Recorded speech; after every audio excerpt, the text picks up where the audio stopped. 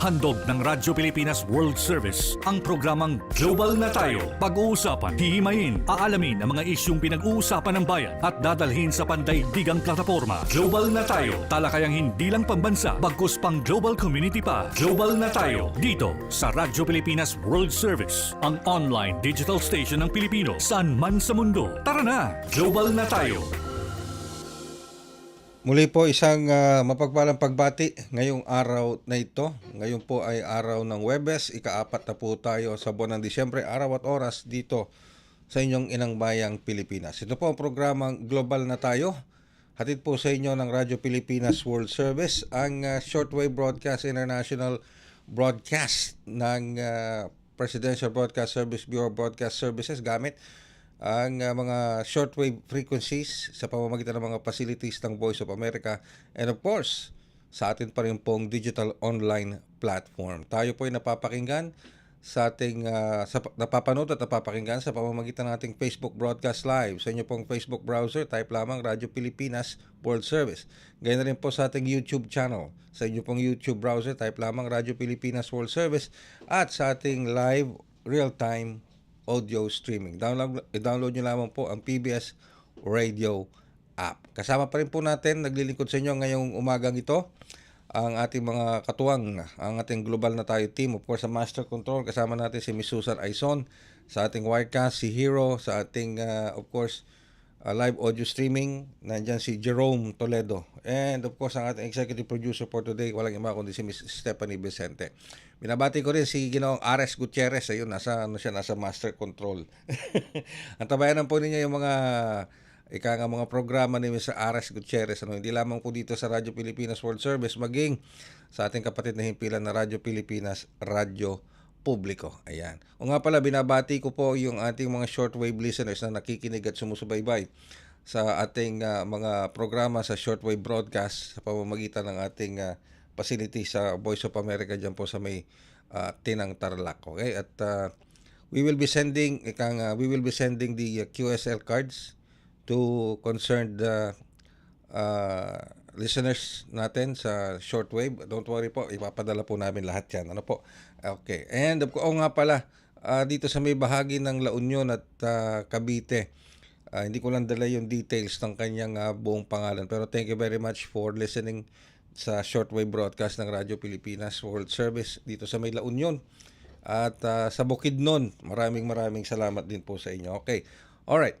Para po sa araw na ito, dito sa edisyon natin ng Global na Tayo, we're trying to get in touch with the Department of Agriculture sapagkat alam nyo, isang mahalagang usapin ito Ito ay may kinalaman sa bawat bulsa ng bawat Pilipino, sa pamilyang Pilipino, lalo na habang papalapit ang Kapaskuhan. Sapagkat, would you imagine, ang galunggong po ngayon ay hindi na matatawag na pangmasa.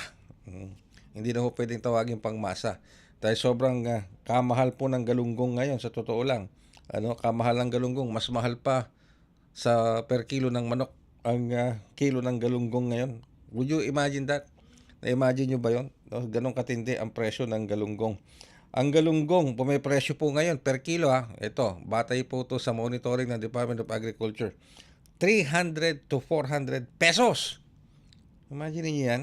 300 to 400 pesos ang kilo ng galunggong. Natatandaan ko pa, Ares, nung panahon nung nangangampanya si dating yumaong Corazon Aquino. Diba? Nung snap election ba yun? O ang banner na campaign galunggong di ba? Sabi niya yung galunggong nung mga panahon ni dating Pangulong Cory nung nangangampanya siya, kalaban niya si Marcos Sr. noon. Mahal na yung 35 pesos na kada kilo ng galunggong. Mahal na yon, Imagine that, mga kababayan. Mahal na yon yung 35 pesos nung mga 84, 83, 84, no? Mga ganun. 35 pesos per kilo ng galunggong, mahal na po yon. Imagine niyo ngayon, 2025. Ang presyo ngayon ng galunggong is 300 to 400 kilo. Galunggong po yan. Alright. Mas mahal pa ang per kilo ng galunggong sa kilo ng manok. Kita niyo. Ang per kilo ng manok, kung bibili ka ng fresh na kilo ng manok, lalo na yung mga may brand, naglalaro yan sa 250 to 280. Mga ganon. Branded na yon. Fresh. Pero kung yung mga frozen, pwede ka makabili ng Meron ako nakita 185 sa supermarket, no? Mga frozen 'yon. Sabi mo ng 200, ang layo pa rin ng presyo, di ba? Kaya ang may suggestion ang Department of Agriculture, lalo na galing pa yata kay Secretary Chu Laurel ito suggestion na to, magmanok na lang tayo kaysa maggalunggong, di ba? Aba, teka muna. Hindi naman ano 'yon, very very objective na suggestion 'yon. Kasi ang dami namang malulutong putahe sa manok, 'di ba? Pwedeng chicken steak. Pwedeng apritada, chicken apritada, 'di ba? Pwedeng tinolang manok. Ang daming luto. Pwedeng fried chicken para sa mga bata, 'di ba? Pero ibig sabihin, ang point dito is ano ang nagiging dahilan kung bakit ganito kataas ang presyo ng galunggong. Mind you yung presyo na 300 to 400 pesos, kasama na po dun yung imported na galunggong, which is supposed to be mas mura dahil imported as compared sa mga fresh catch. Alright, maraming sinasabi ang ating Department of Agriculture kung bakit nagiging mataas ang presyo ng galunggong. Unang-una, meron tayong fishing ban sa galunggong. Talagang magkukulang ang supply. Pero para maitaon habang papalapit ang Kapaskuhan, ay lalo siguro itong nagiging malaking impact sa ating mga kababayan. Ano ba ang plano ngayon ng Department of Agriculture at ang Bureau of Fisheries and Aquatic Resources, BIFAR, para ma-mitigate itong epektong ito sa presyo ng galunggong. Okay? So, mamaya aalamin po natin yan. Aalamin at susubukan po nating malaman ang mga detalye tungkol dyan. At bukod kasi sa galunggong, tinitingnan din natin yung mga presyo ng mga agricultural products habang papalapit ang Kapaskuhan. Presyo ng manok, presyo ng baboy, presyo ng mga gulay, lalong-lalo na kakasalanta pa lang sa atin ng mga bagyong dumating, di ba? Si Tino, si Juan, yung matitinding mga bagyo. At mind you, kabayan, yung mga nanonood sa atin sa abroad, mind you, meron pa hong isang bagyo ngayon na mataan na po itong tropical depression na ito. Nasa loob na po ng Philippine Area of Responsibility. At kapag ito ay naging tropical storm talaga, namuuna talaga na tropical storm, bagyo, ito po ay tatawaging Wilma. As we speak, nasa loob na po siya ng Philippine Area of Responsibility.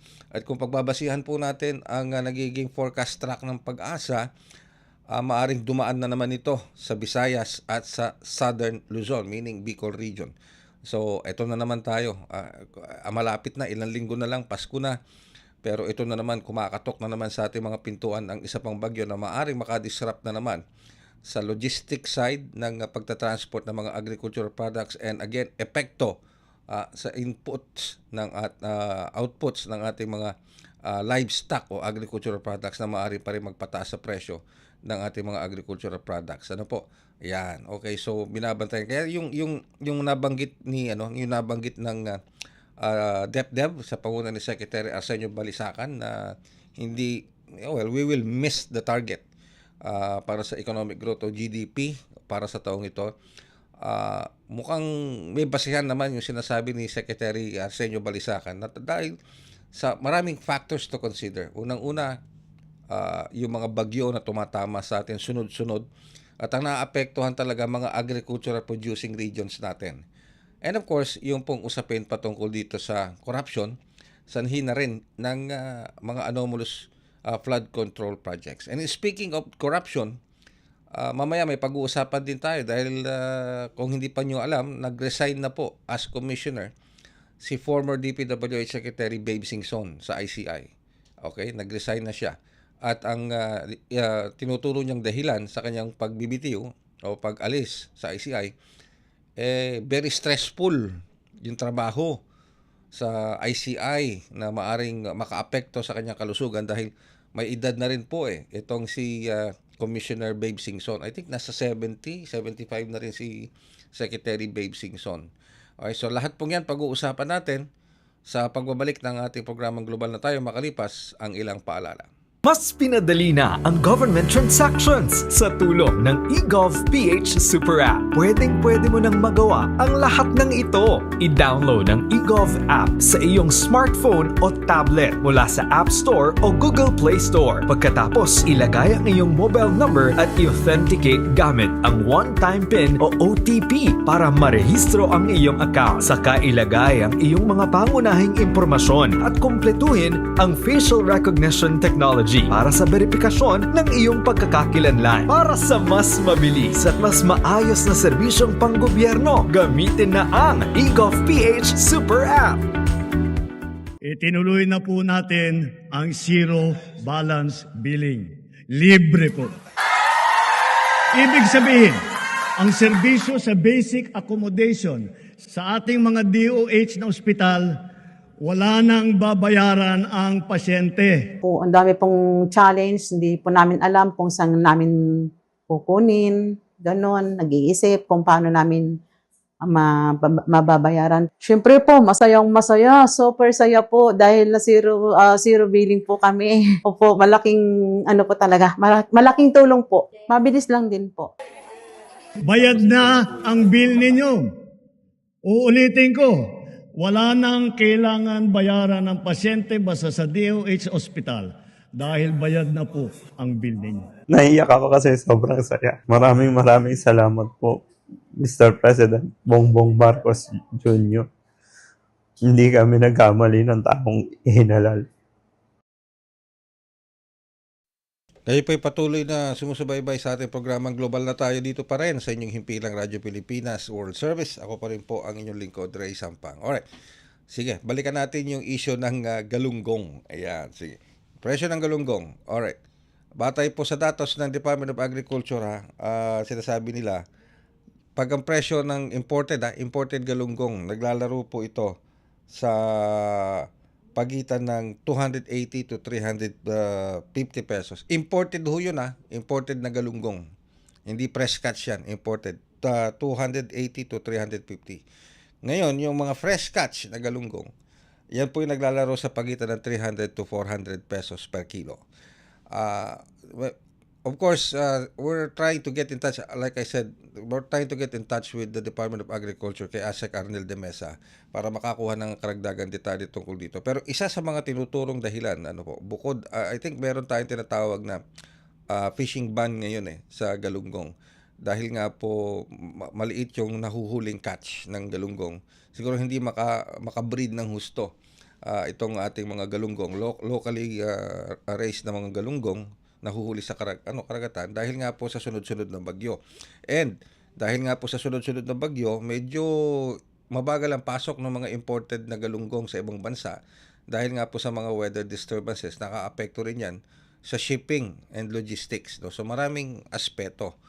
Pero ang sinasabi ng Department of Agriculture, hindi lang naman galunggong ang pwede nating ihanda sa Kapaskuhan. Dahil isa sa mga pinupush po ng Department of Agriculture, bukod dito sa galunggong, meron tayong tinatawag na tilapia.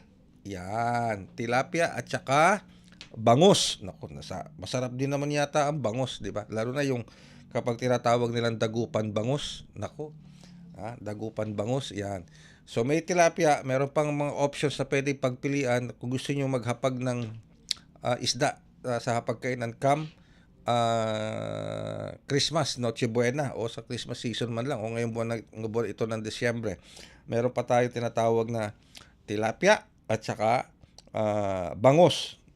Mas mura yung di hamak naman talaga na mas mura ang tilapia at ang bangus. I think ang tilapia naglalaro sa 120, 130 per kilo ang tilapia. Samantalang ang bangus ay naglalaro sa pagitan ng 160 to 180 per kilo. If I'm correct Pero definitely mas mura siya kumpara mo sa galunggong. Yung galunggong whether imported or locally sourced na galunggong. Okay? So marami pa naman po tayo pagpipilian. Ngayon, ang tanong doon, Ares, yung bang halagang 500 pesos kasya sa isda? Sa isda pa lang medyo medyo delikading na yung 500 pesos delikading na. Sa isda pa lang medyo mabigat na. So pero that's a separate topic to discuss, no? Pero binibigay ko sa inyo itong mga pinag-uusapan natin, lalo na sa ating mga overseas Filipino workers, para at least at saka sa ating Filipino diaspora sa iba't ibang panig ng mundo, upang maintindihan at makita ninyo yung sitwasyon dito sa inyong inang bayan. Ano po, yung pinagdadaanan ng mga Pilipino bawat araw dahil nga po dito sa supply and demand na nangyayari ngayon sa mga agricultural products natin, sanhi po ng maraming mga kadahilanan. So, napakahalaga po, like I said, nitong mga nakalipas nating programa, today is, this month, December, is Filipino Overseas Month.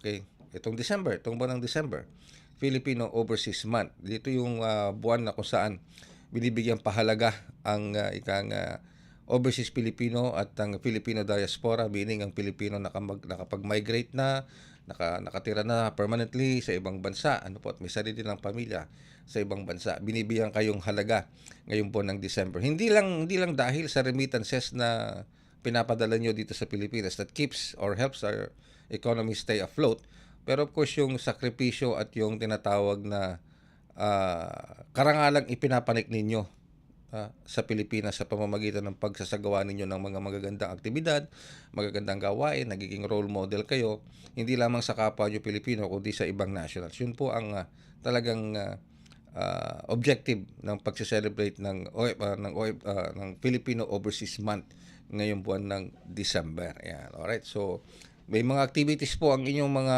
embahada, ang iba't ibang mga embahada sa iba't ibang panig ng mundo bilang pagse-celebrate nitong tinatawag na Filipino Overseas Month ngayong buwan ng December. Definitely, ang alam ko, CFO, meron din silang mga nakaplano na mga activities. CFO meaning Commission on Filipinos Overseas, at ang Department of Migrant Workers, gayon na rin ang Department of Foreign Affairs. Just get in touch with your Philippine Embassy, and I know, nire-relay na po yan ng inyong mga embahada na nakasasakop o may jurisdiction po sa inyong mga kinaroroonan, sa inyong mga host countries. Alright? Sige, at sa pamamagitan po yan, tayo po muna ay, we did not get, okay, hindi tayo mapalad na makuha ang Department of Agriculture. Medyo busy, si Sec Arnel. Okay, dito sa DA. Pero yun po ang pinakaano ngayon. At least yung pinag-uusapan natin is magandang maipahatid namin sa inyo para at least malaman ninyo kung ano ang mga kaganapan dito sa Pilipinas. Alright. Anyway, ito, bago tayo tuloy magpaalam, like I said, si Commissioner Babe Singson ay nag-resign na bilang commissioner, isa sa mga commissioner ng ICI, yung Independent Commission on Infrastructure, na binuo po sa pamamagitan ng isang executive order ni Pangulong Ferdinand R. Marcos Jr. upang magsagawa ng mga investigasyon ng fact-finding dito sa mga taong pinaghihinalaan o supposed to be merong kinalaman sa mga anomalous flood control projects at korupsyon. Hindi lamang sa Department of Public Works and Highways, kundi sa iba't iba pa maaaring maging proyekto o infrastructure project ng pamahalaan. Alright? Okay, so wala na siya, nag-resign na siya. Ang dahilan niya is malaking maging epekto sa kanyang kalusugan dahil may edad na rin po siya. Ngayon, ang tanong, magkakaroon ba yan ng epekto sa kredibilidad ng ICI o sa pagsasagawa ng mga investigasyon ng ICI sa mga susunod na mga araw? Ayon po sa ating naging panayam sa ibang mga pantas natin pagdating diyan, wala naman po masyadong epekto ang pagbaba sa pwesto ni former DPWH Secretary Babe Singson sa ICI, sapagkat pwede naman po yung mahanapan ng kapalit ng executive department. Pag sinabi natin executive department, that would be the Office of the President na pwedeng pumalit kay Secretary Babe Singson with an equal experience at know-how kung paano busisiin itong mga nagiging transaksyon sa Department of Public Works and Highways at sa iba pa mga infrastructure projects. Definitely, of course, mararamdaman yung kanyang pagkawala, pero it doesn't mean na hihinto ang ICI, sapagkat Secretary Babe Singson is not the ICI per se. Hindi naman siya yun eh. Hindi siya ang ICI. I hope you understand what I mean. Pag sinabi kong Secretary Babe Singson is not the ICI. Okay? Isa lamang po siya sa mga bumubuo ng Independent Commission on Infrastructure. At ika nga po, pinagtutulungan din naman po ng iba't ibang mga ahensya ng gobyerno para matupad ng ICI ang kanilang mandato pagdating po dito sa pagsasagawa nila ng investigasyon para makagawa sila ng mga resolution. At kapag ika nga napatunayan nila o nakita nila sa kanilang fact-finding na medyo may probable cause o may basehan talaga, sa kanila yan nire-recommend sa ombudsman na pwedeng patawan ng kaso ng ganito, etc. etc. At ang ombudsman naman, after ng kanilang diligent work, at talagang nakita nilang may kaso o may probable cause, matibay, yun talagang sasampahan nilang kaso. Ipapanik naman nila ngayon sa Sandigan Bayan. Okay? Sige po. Well, alright, yan po ang mga kaganapan dito sa inyong Inang Bayan, pero hindi lamang po yan ang mga nagiging kaganapan dito sa inyong mahal na Inang Bayan. Marami pa, pero that is all I can give you sa limited hours that we have sa time slot natin. I hope you enjoyed this program ngayong araw na ito ng Huwebes, December 4, 2025, araw at oras dito sa Pilipinas. Maraming salamat po sa inyong pagsubaybay at sa ating mga nakaagapay sa Global na Tayo team. Thank you very much. At of course sa ating Tinang Tarlac, ang ating mga facility sa Voice of America, sa ating mga kasama at katuwag doon. Maraming salamat po at muli, ito ang inyong lingkod, Ray Sampang, at ito ang programang Global na Tayo. Handog ng Radyo Pilipinas World Service ang programang Global na Tayo. Pag-uusapan, hihimayin, aalamin ang mga isyung pinag-uusapan ng bayan at dadalhin sa pandaigdigang plataforma. Global na Tayo, talakayang hindi lang pambansa, bagkus pang global community pa. Global na Tayo, dito sa Radyo Pilipinas World Service, ang online digital station ng Pilipino saan man sa mundo. Tara na, Global na Tayo.